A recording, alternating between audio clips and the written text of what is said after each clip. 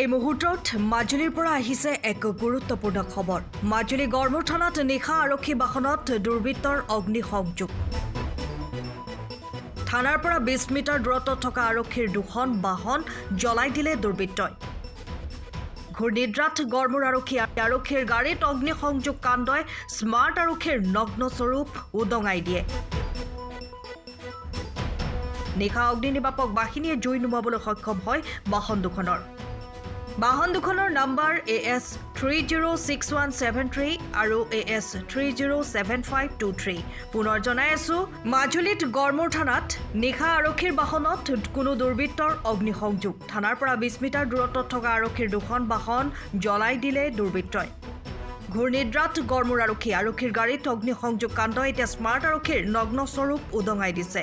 নিশা অগ্নিনিৰ্বাপক বাহিনীয়ে জুই নুমাবলৈ সক্ষম হয় বাহন দুখনৰ নাম্বাৰ AS 306173 আৰু AS 307523। সঁচাকৈ এটা পৰিতাপৰ কথা, কিয়নো আমাৰ থানাৰ চৌহদতে ৰাতি দুখনকৈ বাহন অগ্নিসংযোগ কৰিছে। তিনিখনত লাগিছে আমি চাইছোঁ। এতিয়া আমি ৰাতিপুৱা উঠি পেলাইহে গম পাওঁ কথাটো। গতিকে যিটো ঘটনা হৈছে মানে এইটো এটা ডাঙৰ ঘটনা হ'লহেঁতেন, কোনোবাই প্ৰত্যক্ষ কৰিলে বুলিহে, নহ'লে গোটেই থানাই গোটেইখন জ্বলি গ'লহেঁতেন। আমি এটাই অনুৰোধ জনাম পুলিচ প্ৰশাসনক, আপোনালোকে এটা উচিত তদন্ত কৰি যি এই কামটো কৰিছে বিহিত ব্যৱস্থা কৰিব লাগে।